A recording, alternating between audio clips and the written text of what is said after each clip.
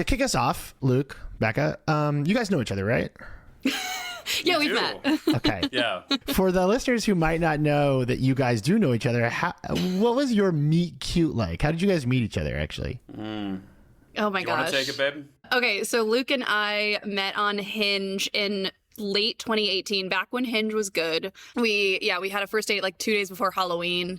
And then we have been dating ever since. And now we live together and we're getting married in like 6 months. Yeah. So it's going well. It's going well, I guess. Yeah. Yeah. There's promise there.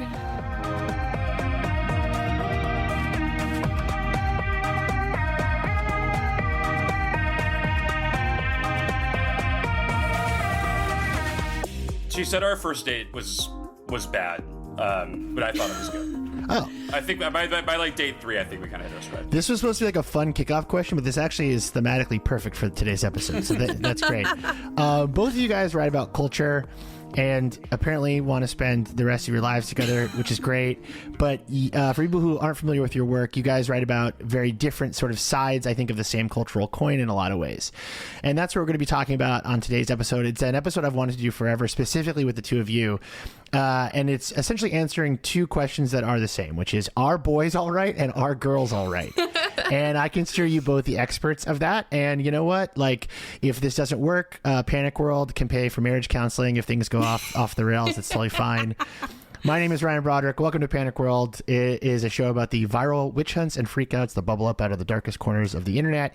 And two increasingly dark corners of the internet is all the content aimed specifically at teen boys and girls. And I say this in a binary way because that's unfortunately how this stuff is made and distributed online.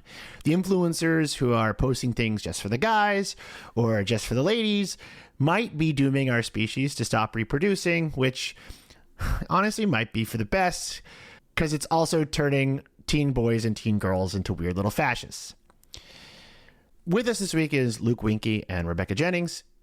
And to kick things off, how did you guys get started writing this kind of cultural criticism? Yeah, I think I got into journalism in the most boy way possible, which is I wanted to be a music blogger. Oh yeah, hell yeah, dude, hell yeah.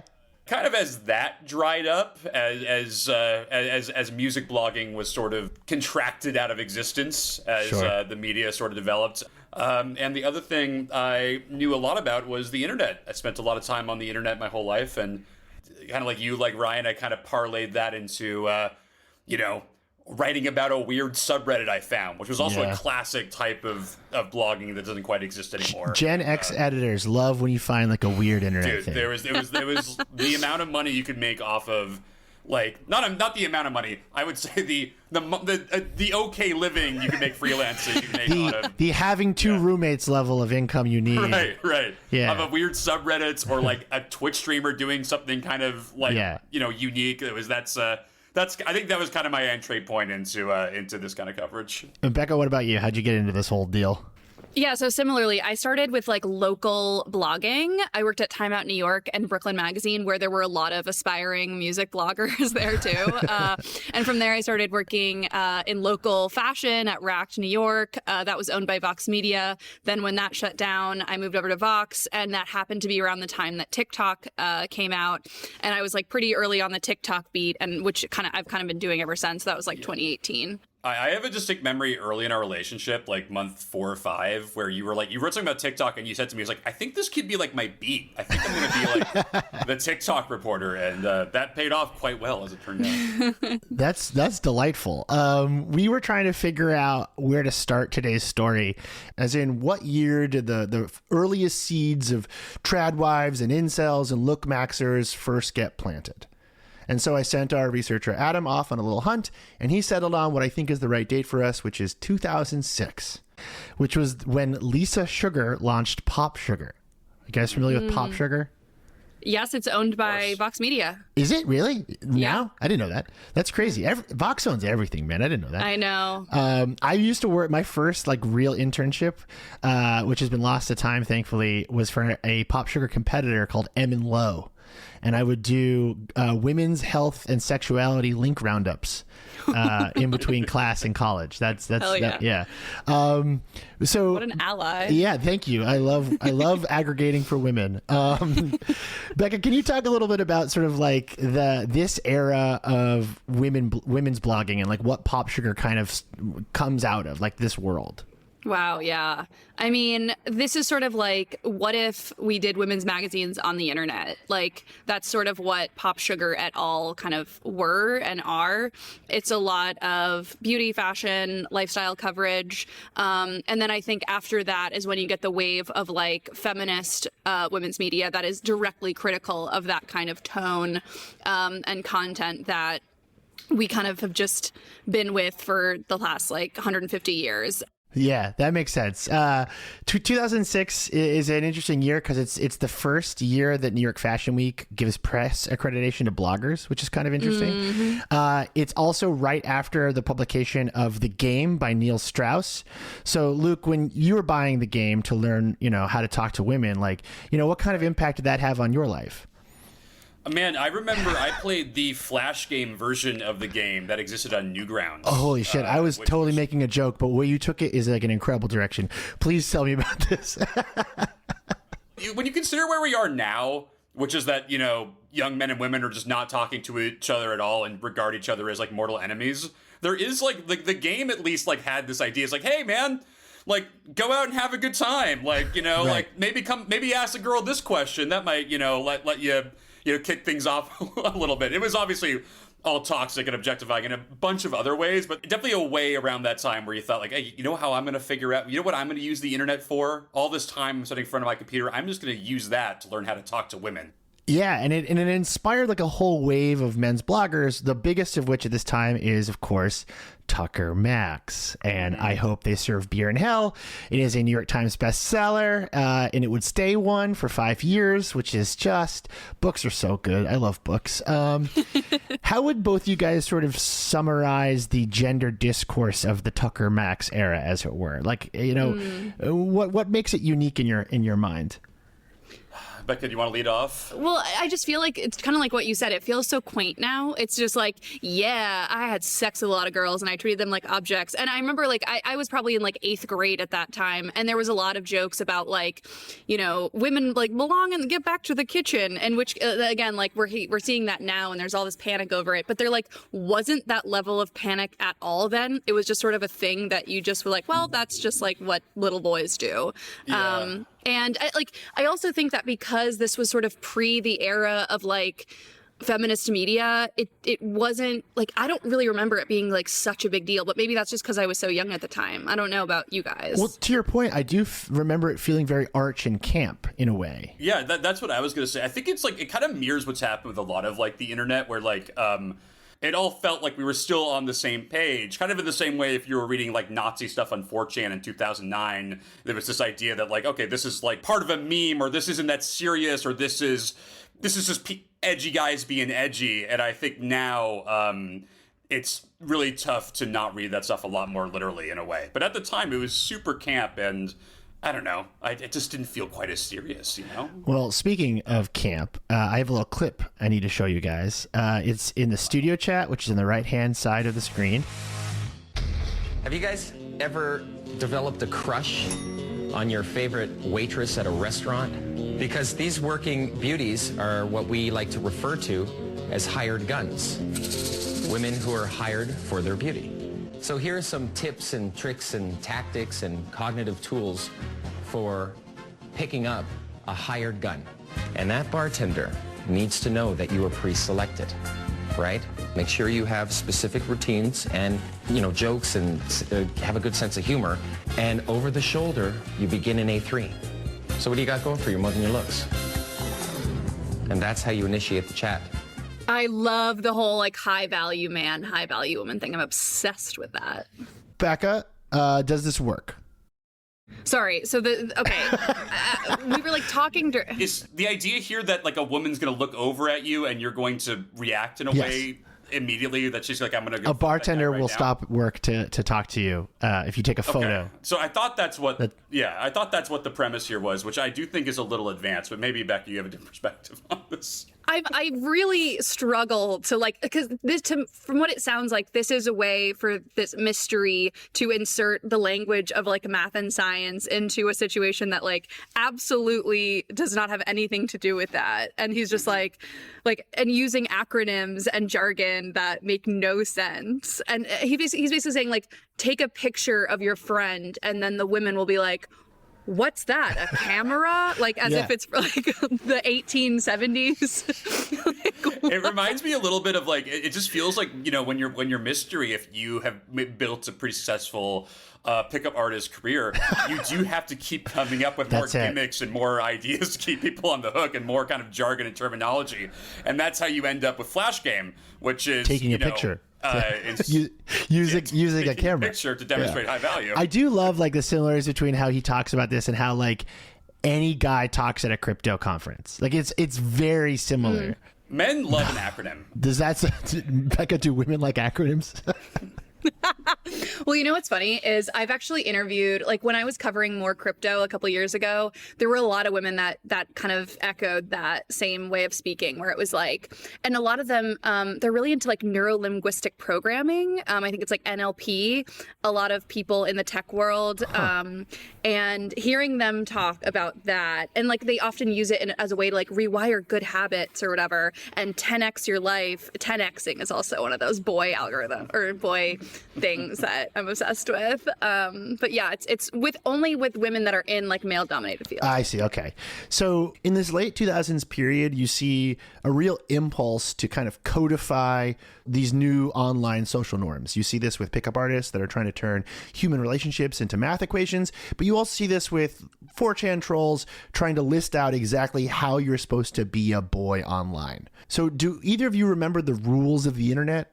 Is that like the laws? Yeah, Rule 34. So this is the Know Your Meme page for if you want to take a spin through it. But the ones we're going to be focusing on are rules 29, which is all girls are men and all kids are undercover FBI agents. I don't know about... I never heard the second part of that rule, actually. That's an interesting take there. Rule 30, of course, there are no girls on the internet.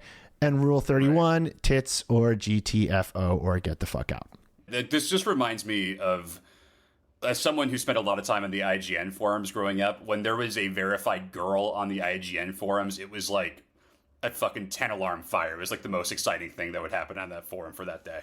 Yeah, there were women on the internet. They weren't arguing about video games and IGN, but like, what would you say, like, the average teenage girl in the 2000s was doing online at this time? Like, because they were online, obviously. I always assumed that like there are no girls on the internet was sort of like a self-deprecating way of saying like, hey, like we're all fucking losers. None of us talk to women in real life. Like I didn't always think of it as something that was like, if you're a girl, get offline, because girls don't want to hang out in those spaces where people are talking like that. Most people anyway.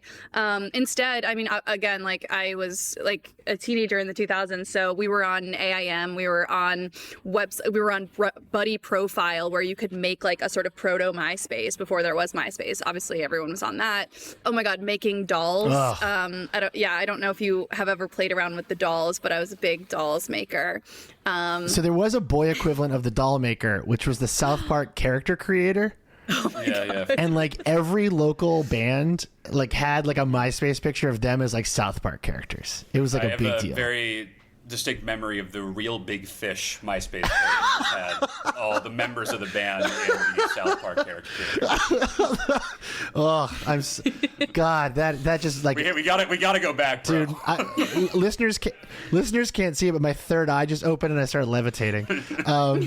From there, things start to kind of move towards corporate platforms, and that's when we get Liz Eswin joining a little website called Instagram. And she gets the username New York City, which is actually sick. That's like completely, that rules. And she becomes essentially the first modern influencer. And I was kind of wondering, for both of you guys, like what you think the world of influencers did to this earlier primordial like online culture, because suddenly like the way I view it is like suddenly people had faces online and they didn't before. But I'd love to kind of hear about like what you think this did to sort of internet culture at large. It's your terrain, Becca. I'll let you hit it. I mean, it completely changed. I think everything about like it made us all into brands. When you go from MySpace to Instagram, it suddenly becomes a lot more a lot easier, but also like a lot more profitable to create a following. So there's different incentives. I think on MySpace, the incentive was like, see people you know in real life or that you went to school with, and you can see their followings. And same thing on Facebook. But I think Instagram was the one that like, oh no, you need followings beyond the people that you know in real life. So I think to me, it's like you're neither anonymous nor are you only surrounded by people that you already know or will ever know. And suddenly you have to sort of think about your place in the world much beyond your social circle, which I think completely changed the way people behave online. Yeah, I think a lot about how for many years, like the highest sort of like capital reward you could get on the internet was like getting like a Tumblr book deal. Yeah. You started like a Tumblr. I wanted one so bad. Everyone did. You did like the Hipster Puppies Tumblr, and then all of a sudden you have the Hipster Puppies book and like Urban Outfitters, and that was it. Like there was no mechanism for Star Wars Kid to cash in, right? You going viral on the internet was a reward in of itself. Is you like, wow, some people are looking at this image I made on the internet, and the influencer age, which we're still living through and we'll probably find the internet for the rest of time, completely changed that structure, where the idea of like the Hawk Tuah girl getting a podcast is almost like compulsory. Like that's just how it works. If you become a little bit famous on the internet, you immediately look ways to capitalize on that and extend it and bank stuff off of it. And it is kind of crazy for your young folks out there. It really wasn't like that for a long time on the internet. It was not. Not how it worked. Yeah. I always think of Rebecca Black. If that had happened today, I think it would have lasted for like 2 weeks max. It would not have been like the thing that happened that year, which it was at the time. But also I think if she had happened, even 5 to 10 years later, I think it would have been a completely different story. She would have had her own crypto coin. 100%. Yeah. She would have made so much money. I don't think she made that much money from Black Friday. She said that she hasn't. What is really interesting about sort of like this switch over to what you're calling like the influencer age, even though we sort of associate the influencer as being like this like very feminine kind of concept, it around the same time that the New York City Instagram page is launching, a little YouTuber named, so my listeners got very mad at me because I pronounced his name wrong throughout an episode recently. PewDiePie. I did an hour of PewDiePie and people got very mad at me. I'm actually shocked that you mispronounced that. How have you only read it? That's crazy. Because I have tried very hard in my life to never watch any of his videos. Although I've been watching his drawing tutorials recently and they're pretty good. So in January 2011, he does a playthrough of Amnesia Dark Descent, and he essentially becomes like the first real YouTuber, but this is also the same time that we see the beginning of like Michelle Phan, right? Yeah. So all of a sudden, there are sort of archetypes for an online boy and an online girl. You're either like a possible neo-Nazi playing video games, or you're like talking about makeup and like, sharing photos of your life. And I think it's very interesting that those categories like are kind of the same still, like almost 13 years later.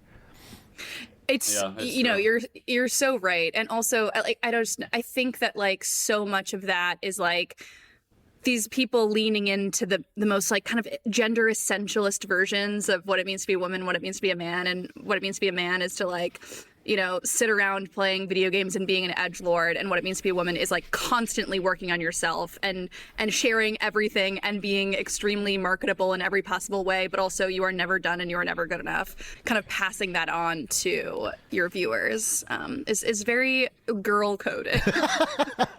It's almost like those roles have stayed the same for like 15 years or whatever, or 10 years, but like the politics of those roles have been like progressively like brought more to the surface. The archetypical boy playing video games in front of like a YouTube channel has become just progressively more Trump-ish or Republican coded or more conservative or more aligned with a political movement over time. Even though that was kind of always there in the subtext, I feel like that is only been more sharpened as time has gone on. I think that's right. And I think a large part of that is actually related to what happens this same year. It's actually kind of insane to look at like what happened in 2011 and like its impact to this day, because it really does define the way we think about a lot of this stuff. Because 2011 is when 50 Shades of Grey is published. Which, as we all know, is an adaptation of Twilight fanfic. Thank you, My Chemical Romance. And This is also the same year Ready Player One is published. So it's not just that these like mainstream archetypes of boy and girlhood are being defined, but it's like across the full spectrum of like what you can be, whether you're a nerd or you're a video game player or you're a jock or whatever, or you're like a pretty high school girl. It's all sort of becoming very rigid at this moment. And I do think the internet is part of that, because it created these buckets that I think still exist. Because it's the internet, and the things that go most viral are the things that the most amount of people relate to. The lowest common denominator stuff always rises to the top. Always, always. And I always think about this where it's like, don't you hate it when like your hair is bad that day? Like that's the kind of stuff that goes the most viral because it's relatable to the most amount of people. And I think with like, and it's also, I think that's where we kind of get the rise of the BuzzFeed era, where it's like, signs you're from California, yes. like only Oklahomans will know this. And I think that there's definitely a thing with gender there too, where it's like, it's designed to be shared because it's like relatable, but it's relatable on like the most weakest of ties.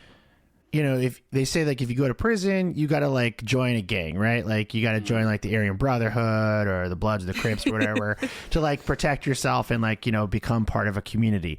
I think the internet is an equally rudderless social environment. And so like a lot of people, like their first day online are like, okay, like, how do I find people like me? Because there's no borders, there's no boundaries, and the definitions are all murky. And I think that's why a lot of internet users join the Aryan Brotherhood.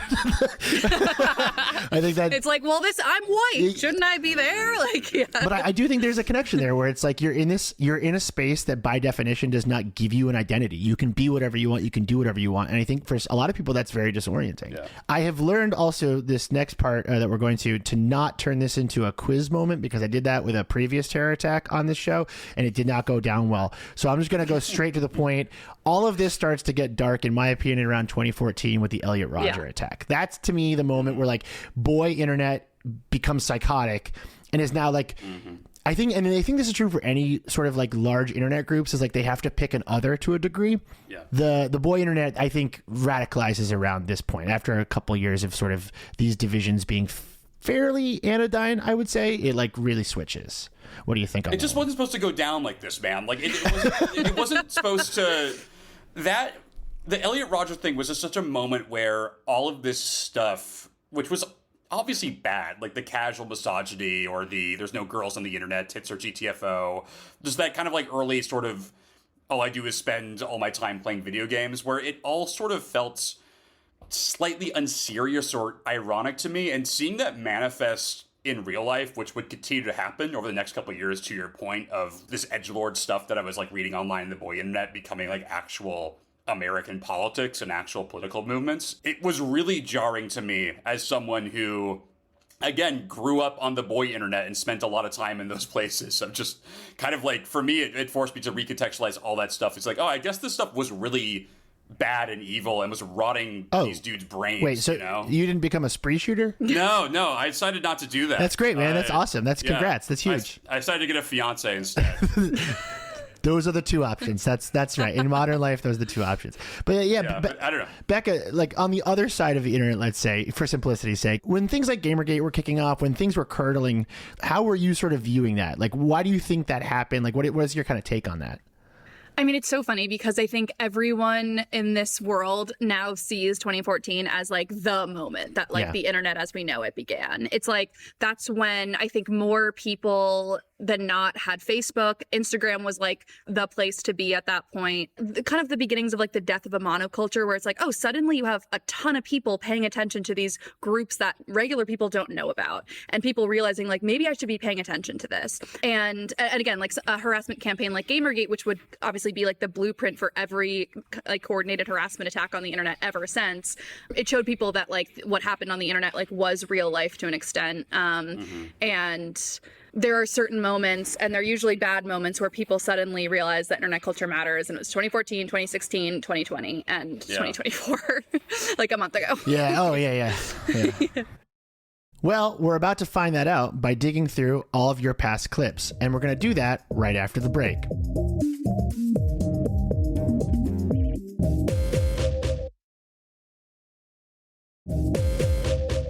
we're now at the point of our story where you guys are actually covering a lot of this stuff. You're sort of tracking the different trends that are happening, with young men and also with young women as platforms like TikTok are coming into popularity. So to kick things off, I wanted to hear from both of you guys the kinds of stories that you think about as defining your understanding of what you cover and how you tackle it. One of my favorite stories I've ever written was I got to shadow a teen girl who had just in the past 6 months become famous on TikTok. She got like 100,000 followers, which is not a ton in TikTok world, but it's a huge deal if you're 16. I reached out to her. I had this idea for this back to school story where I could talk about what it was like to suddenly get really famous in your hometown. And her family let me shadow her at school for 2 days. It was so cool. I got to sit at a lunch table with her and her friends while they talked about internet fame and who they like to watch on the internet and why.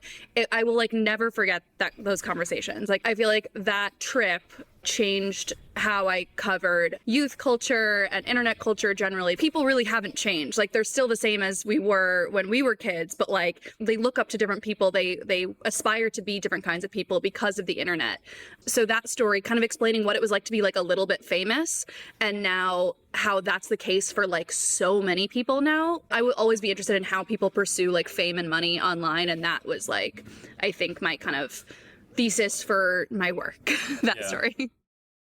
What comes to mind for me is there was a couple of years there in the mid 2010s where I was covering the esports industry pretty heavily, and hanging out with a bunch of the esports pros in all these video games, an industry that has since cratered. But it didn't really go anywhere. Yeah, it didn't work out. But it was really clarifying and illuminating to see these kids treated like these huge assets by these giant companies that were formulating around esports, investing all this money in esports. Companies like, the Golden State Warriors owners, bankrolling esports teams. That's just a pattern I think you see over and over again in this business of something happening on the internet and all this money getting dumped into it, while that part of the internet remains completely undefined and opaque in all these ways. Yeah, I like it. Really makes me excited when it happens because ooh, they're gonna lose so much money again. I can't wait. In terms of our timeline, as we're sort of walking through the development of boy and girl internet here, the big year that we come to next, and I think it involves a character you both are very familiar with. In 2018, a shrill Canadian man enters the scene, telling people that they need to clean their room. Can both you guys tell our listeners a little bit about Jordan B. Peterson? Oh, I'm obsessed. Mainly because I don't think I've ever read Jordan Peterson, but he's the way he talks about cleaning your room is slay the dragon. I'm so obsessed with that. You guys want to hear my Jordan B. Peterson story? Oh my God, yeah. Okay, so during the pandemic, I was doing a lot of coverage about cryptocurrency, and I got a press badge for Bitcoin Miami. And my dad loves crypto, so he wanted to come with me, but I couldn't get a +1 for him. So I think I can admit this now. I snuck my dad into Bitcoin Miami.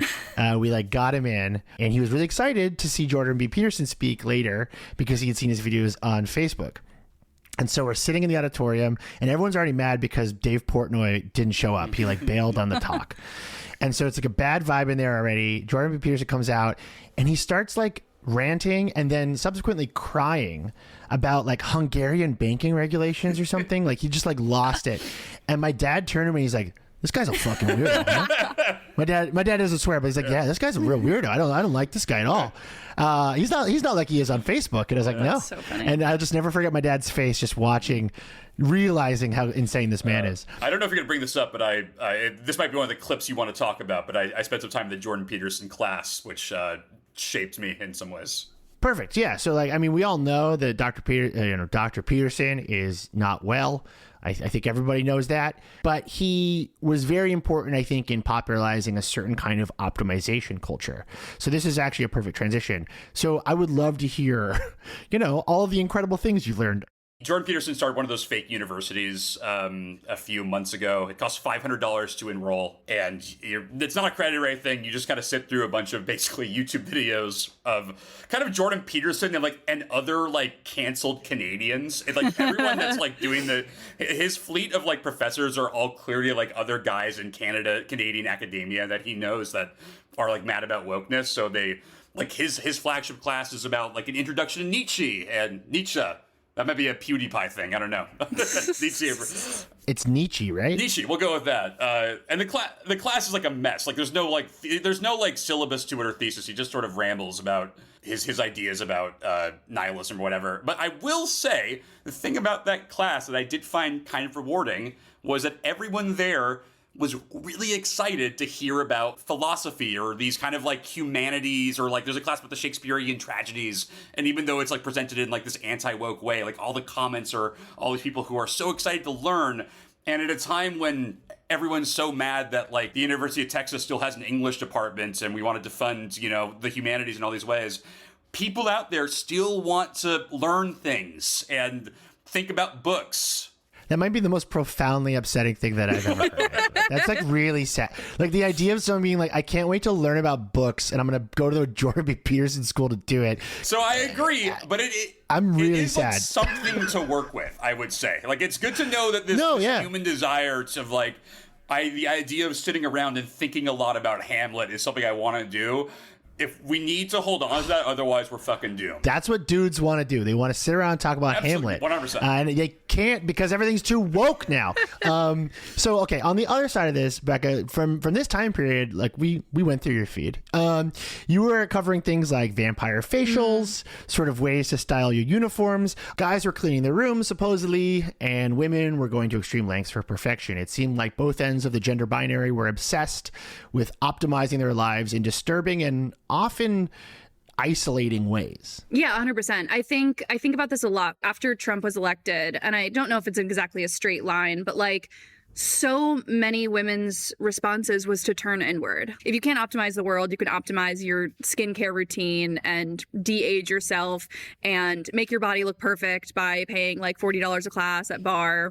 It just feels like things keep getting like piled on that you have to like keep up with, where there's like trends moving really fast. You get a lot of people that are terrified of looking old now, and not just like their face, but like, do only millennials wear skinny jeans now? Like there's such a freak out about if I look like a millennial and you're trying to look like you're 22. It's like, girly, we can tell you're 35. It's fine. Plus, millennials look younger than Gen Z anyways. I don't know why we do. I have theories as to why we do, but we do. Well, there's also, I've seen a lot of stuff that's like, millennials always are talking about how young they look. It's like, girly, no. I'm like, I don't know.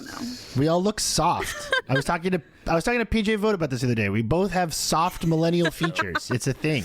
It's also real dressed super preppy, and I think that is part of it. Yeah, I'm dressed like Paddington Bear right now. So so you get the pandemic, and this basically ends the entire era of self-optimization. It gets replaced by these communities that are really only talking to themselves, or more and more often, just pieces of content that you are absorbing by yourself. And I hadn't really realized this until Adam, our researcher, put this timeline together, that something like simping, where you're sort of making fun of the parasocial relationship you have with a woman online, and something like cottagecore, which is this like very feminine aesthetic where you're idolizing like living in the woods alone, both happen in 2020 around the same time. And I had never thought of those things as connected, but I actually do think they're both tied to the same idea of digitally expressing a certain kind of loneliness. That's very astute. I was kind of thinking the other way, where it was like both of those things seem really trad to me. So say more about that, because I think you're onto something. Yeah, I mean, I think there's a lot of talk about how like trad culture is coming back, but I think cottagecore, at least in the beginning, because obviously it was a thing on Tumblr for years, but in 2020 it really blew up because everyone was stuck inside. They wanted a way to like feel as though they were recreating some kind of like coziness when you're forced to isolate. Or on the other hand, you were kind of escaping into these beautiful images on your screen of someone else having this very lovely life. And to me, that felt like a totally normal kind of escapism in a weird time. But now looking back, especially when it comes to cottagecore trends and like trad wives and stuff who wear these very like cottagecore outfits and do these very cottagecore activities, it feels like something a lot more sinister. And I think same with simping, where it's like, simping was sort of a joke, where it's like, oh, like, you caught feelings, like, haha, like that's embarrassing. Right. And now it's like, how dare you like a girl? Like, girls are disgusting, like there's something that I've kind of like curdled with both of those things. Yeah, like simping had like a slightly wholesome texture to it, you know? Like, there was something like, I mean, compared to like gooning, right? Like, okay, look, like anything is wholesome compared to gooning. I saw a hashtag the other day that was hashtag bad gooning, and I was like, I'm not clicking on whatever that is. I don't want to know what that is. Please define gooning. For our listeners who don't know what gooning is when you load up like 4 or 5 monitors full of windows of pornography all playing at the same time, and then you proceed to masturbate without climaxing for 7 to 8 hours. Wait, is it actually that specific? I thought it was just like jerking off. There's some debate in the community between the differences of edging and gooning, but it seems like the difference is that you can edge with only one video playing, but if you have multiple videos playing, you're gooning. How do you possibly have multiple videos playing? What is the point of that? Because you have your battle station, your PC gaming battle station. It's also like, I mean, you can goon to like one person you're into. Like, there was a subreddit called Nicki Minaj Goon Cave. Which, See, I would say that that's edging. I mean, sure. I think. Well, unless it's multiple videos of Nicki Minaj that you're gooning to, I don't think that counts as gooning. I mean, there's context collapse with all this stuff. You're probably right that in its most traditional form, that I think gooning is. You are correct. It's like I don't. You know what I feel like right now? I feel like cover that here, but I have more to say about this. I feel like that meme of like Aristotle walking down a hallway with a bunch of like philosophers as we're talking about this. Like, what is the difference between edging and gooning? What is the Platonic ideal of gooning? Yeah, exactly. But I do think this is actually a really good sort of, not to make a pun here, tease for a little bit later and where we're headed with this, because this stuff starts to actually move very fast when you look at it on paper, because by 2021, a lot of the kind of like trad ideas that Becca had mentioned start to really come to the surface on both sides once again. So now you're getting like the rise of like sorority TikTok, I think, because after the pandemic, people kind of had forgotten that that's a thing. And you're getting, problematic TikTok dances. You're getting like manifesting, but then you're also getting like the GameStop pump and Bitcoin and Barstool Sports, the rise of like the Sigma male. It's even more it's like it's continuing to get more and more trad, which I think that you could blame on the pandemic, but I don't totally want to. Like, I feel like there's other forces at play here. It's trad in the sense that it's nostalgic for like a 2003 idea of like maleness. It's like it's trad in the sense that we're not going back to like cottagecore 1950s. We're going back to kind of like the pickup artist mystery era, the watching a ton of Spike TV, that kind of sense of masculinity about, we're gonna the man show, right? 100%. Oh, we're gonna crush 10,000 Miller High Lifes and go watch some college football and be kind of uncritical and prideful in that simple joy. I think of a comedian like Shane Gillis, who has become like a conservative-leaning comedian simply because I think he caters to that taste. Like like that alone is like a political expression of, I want to embody my Spike TV self. So it's interesting you sort of frame it as like a nostalgic backlash, because like this same time, Becca, you're covering a lot of micro trends that are happening on TikTok. So you have the rise of girls who are starting to like wear crosses and get really into like Orthodox Christianity and traditional Catholicism and making it kind of aesthetic. Then you have stories like West Elm Caleb, where a bunch of women identify this one kind of awful guy that they all start kind of doxing. And then you have the Johnny Depp and Amber Heard trial. So on the girl influencer side, there does feel to be this kind of cultural pushback to Me Too happening as well, right? Yeah, 100%. And I think like kind of everything that we're seeing now, it's hard not to look at that as downstream of Me Too. But I also think when you combine that with like people feeling really financially insecure, that's where you get a lot of the interest in sports gambling and crypto. And when you have men making a lot of money in these like very risky ways, they're sort of fulfilling this fantasy of like, we can be the breadwinners again. At the same time, you get like this reverence of women who are performing these trad duties and whatever, and public backlashes against celebrities who accuse men of domestic violence. Like, these are all kind of pushing back against both like women's economic advancement and women's ability to stand up and say, no, that's not okay, like, we have a voice, whatever. So yeah, it's really hard not to look at all of these things as like just kind of bleak bellwethers for where we're at. I think that's exactly right. These ideas that we're seeing have become like kind of absurdist. Like Barbenheimer to me is like extremely absurdist. Brat Summer is very absurd. Men raw dogging planes and obsessing over Rome, and like girls eating snacks for dinner. Like if you think about everything we've sort of talked about in this episode from like 2014 to now, it sort of feels like we're at like the surrealist end cycle of something. Yeah. The ways in which gambling content have gotten absurd alone, like the biggest gambling Instagram guy is this guy Vegas Matt, who just goes out and puts down like he's the best. I love him. All his videos are him just like, I got $10,000, I'm putting it all on black, and he loses all his money over and over again. And he's got like people tuning in and cheering him on. Like that is like he's got like a FanDuel sponsorship. Like the guy who just loses his shirt every night. There is like a Grant, please put a Vegas Matt clip in the episode here, please, for our listeners. $5,000 hand of baccarat. We're down 5,000. This is the trademark Vegas Matt get even or get even worse hand. We need to win this. Highly dramatic. Here we go. Player, banker. Player has a picture and a 9. We lose. Picture and an 8. Catastrophic loss. But yeah, there is this kind of like maximal all gas no brakes where it feels like we're headed towards like a wall or something. Okay, I think I agree with you where we're kind of like you can see the end of it, because the other day there was like a viral tweet that was like it was one of those tweets that's been a thing for years and years where it's like, I'm just a beautiful girl. Why do I have to go to work? Like, beautiful women should not be forced. Oh, you saw my post. You saw my post. Yeah. And then someone being like, I don't think this is good. And then that went like more viral than the original. And I was like, okay, we're getting somewhere. Where it's like the kind of like the hangover from like, I'm just a girl and God forbid my DoorDash driver be a man. I've seen this one. Yeah. But the way that I see the gender war kind of going and has been going in the last couple of years has really played a very weird role, I think, in dating culture. Because I think in between all this, like, you know, economic anxiety that people have, you know, Me Too feelings that people have, we also have very, very, like, a lot fewer people getting married or getting into relationships. And there's this really, like, big romantic anxiety that people have. And I think, like, now, you know, all the dating advice I see is, like, you know, just find a rich guy. Get hot, lose weight, and stay hot forever, and then marry a rich man, and he'll take care of you the rest of your life. And we're going to teach you how to do all of that and more right after the break.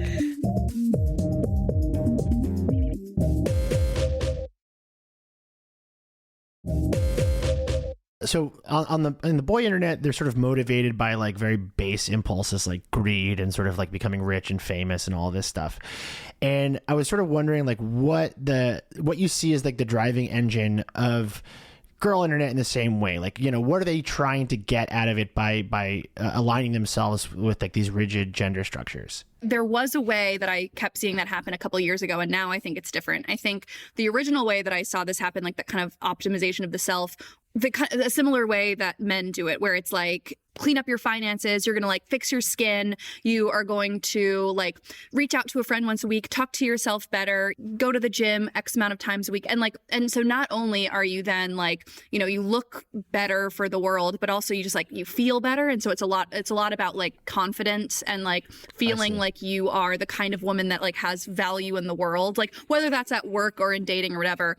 Now I see a lot more like black pill, become a high value woman, max out your femininity so you can attract a high value man so he can pay for you to live in a farmhouse and buy you Chanel. Like that is what I see. And I think that's much more of a flip side of incel ideology than the sort of girl boss, female empowerment, self-confidence, yes queen, like that kind of self-optimization. That was more of like the 2010s version of that. The 2020s version is like, just be hot. Right, just be hot. Yeah. Did you ever see any like the Jordan B. Peterson guys like using this stuff successfully? Like, do you feel like it has any kind of value there even just the vibes of it, do you feel like there's some sort of value there? Yeah, I mean, I think it's like anything. It's like I think. What I'm asking is, does Luke clean his room? No. Not really. Yeah, I know. Like maybe he could listen to some Jordan Peterson. Just kidding. Beware the lobster, my friend. Slay the dragon. That is the board games all over your room.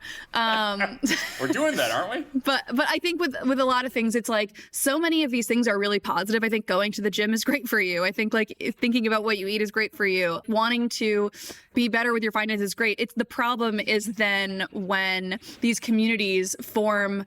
They start to form around the thing itself, and then they start to form around like the other thing, which is like the enemy, which is always feminism.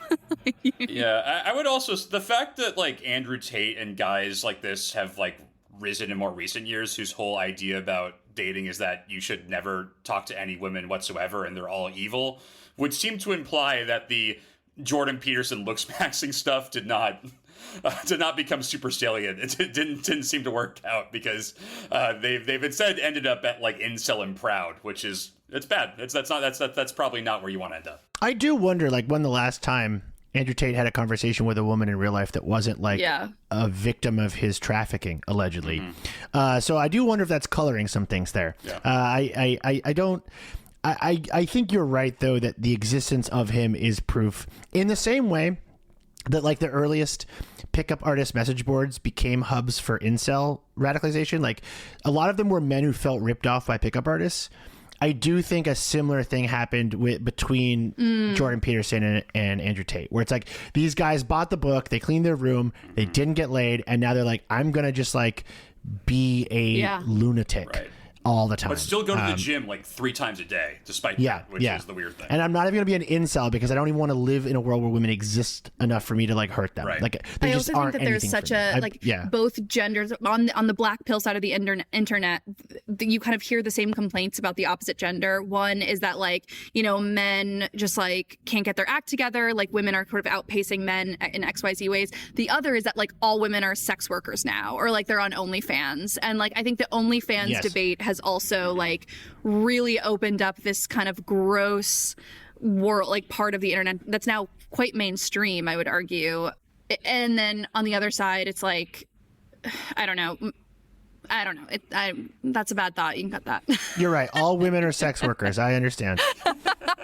I think there's like 2 other sort of like larger themes here that kind of explain some of what we've been talking about.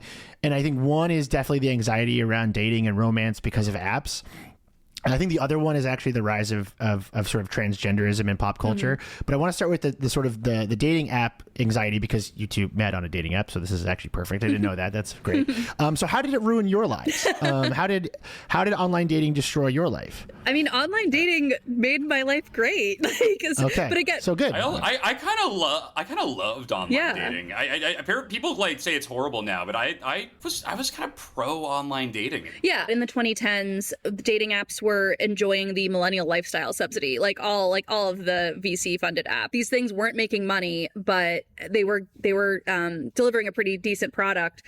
And now that like the bill is kind of due for a lot of these companies, they are financializing themselves in these horrible ways that are really predatory. You kind of can't escape the kind of demands for money now if you're using an app. They paywall kind of any person that they know that you're going to want to see or date in an effort to get you to pay. Like, and it's like they start at like $30 a month. They're not cheap. They are crazy expensive. And if you pretty much all the apps do this. Also, it's like mostly a monopoly. So it sucks now. Yeah. Every online date usually meant like meeting up with someone at a bar and having a couple drinks. Like there's this anti-drinking kind of wave going. There's all the trad stuff that's happening. I don't know. I just feel like online dating isn't cool anymore. I don't know. It's kind of it has I don't know if it's quite as relevant with like the youth culture as we currently understand it with no one's drinking anymore. I don't know. I also think that like people are finding it really frustrating to date online for a billion reasons, but they don't know how to meet people in real life. So there's this really like, they're either too scared or they don't want people to come up to them, which is fine. Yeah. But like, if you want to meet someone in real life, you do have to talk to strangers. And I think that like people are finding it harder and harder to do that for plenty of reasons. But you're kind of in this double bind where it's like, well, the apps aren't working, but also I don't want to meet people in real life. So it's like, where does that leave you? They're like being squeezed at both ends, essentially, and not in the fun way that you would experience with normal dating. I also got curious because at the beginning of this episode, we were talking about kind of like this switch from the kind of high camp of gender, let's say gender play online in the 2000s to like this definitely sort of curdling switch that happened. And I was curious when Tinder launched in our timeline, and it was 2012. And I like to create questions about the internet that I'll never be able to answer, to agonize over. It's like a game I like to play in my mind. And like one question I've always sort of had is like, did having to fit your identity online into an app for dating make this stuff more serious for people? Because suddenly, like, the internet wasn't just like a place to play and have fun and like pretend to do whatever, but it was now like directly associated with like what pickup artists would call like your sexual value or whatever. And I do wonder if it made a lot of this stuff more serious because it's suddenly the internet was just, I mean, it determined whether or not you found a partner. I'll never know. Yeah, I think that's a great point, honestly. Like, it removes the sort of like guaranteed confidentiality, or it removes this idea of this is a place I get online to go play. And it's much more intimately connected to you too. Like you're putting more of yourself online, and I think that like it's just not fun. It's not fun. It can't be fun because it's too sort of worthwhile. But the very last thing I wanted to touch on, because I do think that this is involved to some degree, which is like as the transgender community becomes more visible, I think that there is. And you see this a lot, like throughout history, especially like as one sort of era is ending and sort of our consciousness is expanding about something, a lot of people kind of freak out and they go the opposite direction. And I do think that there is a link between the prominence of the transgender community, because I think they've always existed. Don't come at me. Like this is not new. But the prominence of them in popular culture and sort of the desire for like little Zoomer radicals to want to be boy and girl coded. Like I think that they're linked definitely in my mind. Yeah, 100%. It reminds me of kind of like the Tea Party era when like conversations around gay marriage were happening in like the 90s and 2000s. So it's like you get a certain group of people that like digs their heels in. And I especially think about it with like in regards to like placating women's fears about men, and this is something that I feel like I try to call out every time I see it, but like men or women being like so fearful that like a man is around at some point. And I'm just like, what are you actually worried about? And also like, are you gonna inspect people's fucking genitals? Like you don't, like, the gender is more complicated than like two fucking, like, I don't know, it's just like this way of women like a playing victim, the kind of like J.K. Rowling thing where it's like, I understand that violence against women exists, but like the random person that's going into the bathroom at the same time as you're peeing in a stall over is not the person you need to be worried about, you know? Yeah. It is so fascinating to me how the anti-trans movement has tapped into sort of the existential fears of the boy and girl internet. So like on one side you have like, these people are predators. They're going to go into the women's room and they're going to attack you. And then on the other side, they're saying like, these are predators that are going to like come after your children and your sons. This sort of like tying into these deep traumas that like, I laugh a lot about like wholesome boy girl internet stuff and even semi not wholesome stuff. Like I thought the Rome stuff was really funny because I think about Rome a lot, but I do think that these structures allow a radicalization process to happen that is not helpful. Bad actors can get in and they can figure out how people are talking to each other in this really traditional way, and they can weaponize that. You know, it's not so different from someone like Andrew Tate or someone like let's say two podcasters with bad opinions in downtown Chinatown in Manhattan that have created a certain kind of new femininity for people. I mean, there's a lot of different examples about this. Yeah. It's been jarring just to see how quickly we've gone to full-on open season on trans people. It feels like we know we are now just completely lacking a mechanism to say, hey, please don't torment these children of God just because they're trans, you know? It kind of drives me insane how sort of self-fulfilling this outrage tends to be and how hard it seems to be to fix it. I don't know, we're going into a very dark political time, but I'm trying to be optimistic here. Like, things could move really fast. History moves really fast often. And so I think it's useful to kind of like end this episode looking towards like what would come after. Like, because I do think we're just running out of stuff to talk about when it comes to like being a boy and a girl. Yeah. Like, it's just kind of boring. So I'm curious like what both of you think could be next in terms of like how young people socialize online. It's tough to answer this question when it sort of feels like, you know, we're all millennials here. We kind of remember a time when like the idea of gender being a social construct was pretty relevant, pretty like that idea was really kind of taking hold in the culture. And in this period of backlash, it seems so hard for that to kind of reclaim its foothold. But by our very nature, like I don't think men and women want to hate each other and not talk to each other. I don't think that's how society kind of functions. I don't think that's how we as a species function. I do not think this stuff from Andrew Tate to anyone else to all this stuff. I do not think it is a sustainable cultural movement. I don't think it can be a sustainable cultural movement. It has to peter out because I just think that's just not how it works, man. Right? Like this can't be how it works. Yeah, I don't know if I'm as optimistic.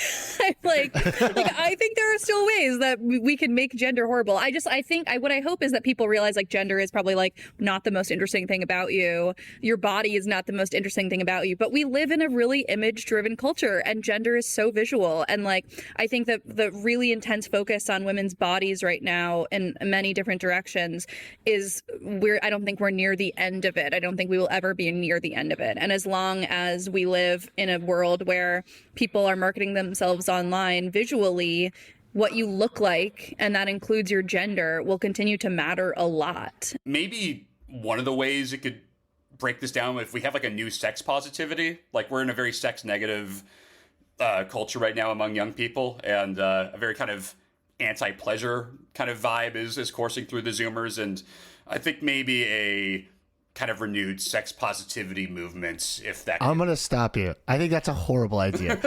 right now I don't think Gen Z, the little fascists in Gen Z should not be anywhere near sexual politics. Actually, it's actually quite good that they've sort of segregated themselves by gender. Actually, I did go to a party with like an overwhelmingly amount of Gen Z people there, and they did separate by gender, like a middle school dance. Oh it was God. The wild, and like all the women were sort of complaining that like none of the men were talking to them, and all the men were just sort of like in the corner like rating the women. It was really weird because everyone was in like their mid-20s, and I was like, I gotta get the hell out of here. That's not sustainable. Awful. That can't. There's no way that can just be the status quo. It's not. It's anti-human. It can't happen. For the record, this is not like an environment that I am typically in. I was invited by a friend to do a thing, and I left as quick as I could to go talk with real adults. So now that we've sort of like looked at the whole timeline here of online gender essentialism, do you feel like it's as bad or the same kind of bad as it was 10, 15 years ago? If not, like when do you think we sort of fell off the cliff here?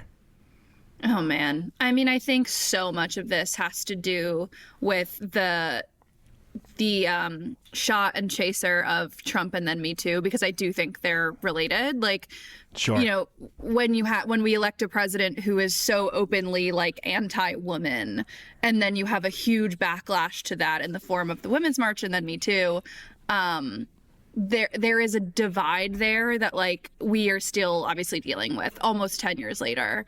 And I think that was the point of no return for sure. Like that was the point where it was like became very understandable and very mainstream and very normal to be like, there is something seriously wrong with the way that like men treat women and have been for centuries. But now we're going to make it everyone's problem, and like in a great way. But you know, now there's a backlash to that, as there is a backlash to every progressive movement. Yeah, I think I totally agree. Like that has to be the point of no return. But I think it's also like it is unquestionably worse now. Like this is I mean, it's just so much worse. I mean, like sorry to laugh. I'm just really freaked out. Yeah. But, you're right. I mean, the lesson of this most recent election, I think, is that the internet is officially real life. Like things that happen on the internet are manifesting and affecting like actual American politics in ways they just haven't before, and that was not the case in 2006.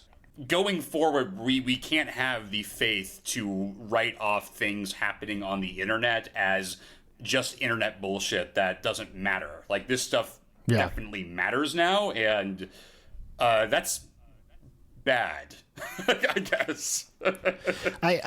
And to both of your points, like, I feel like millennials coming of age with Obama sort of got it stuck in their heads that progress was linear. and I think this is like incredibly detrimental for like everyone in the Democratic Party, because they really still think that for some reason. Yep. And like, I do think 2016 to the 2018 was this period where we realized it wasn't. And I don't think that we're still not moving forward progressively, but I do think you sort of have to account for these back and forth movements, and sort of this gender essentialism of the internet that we're currently in is a direct response to that. I do think, but I'm not trying to blackpill myself. I'm trying to stay positive.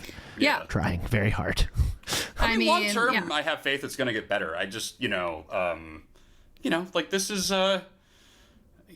things can go fast, You can do this. You can do it. Finish the thought. You can do it. I mean, so one thing I actually think about a lot is how, like, millennials, like, wasn't there that study that was like millennials are the only demographic that are not getting more conservative as they age? They're getting more liberal. And I feel like that's part of, like, I think part of that is because we grew up when the internet was like a baby, and then we were babies, and then we grew up with it. So like, we kind of became internet literate at the same time as we were becoming regular literate. Whereas I think pretty much every other generation, it either already existed fully formed or it just didn't exist at all until they were an adult. And so, and couple that with the fact that Obama was becoming president when we were also like in our teen or early 20 years. Like, those were such like profound like coming of age moments, and it was like, oh, this is just going to be like the way the world is forever, and it's not. Yeah. The way as I understand it, the way we feel about Obama is how like Gen Z feels about the invention of juuling. Yeah, for sure. That's like a big moment for them. Oh God.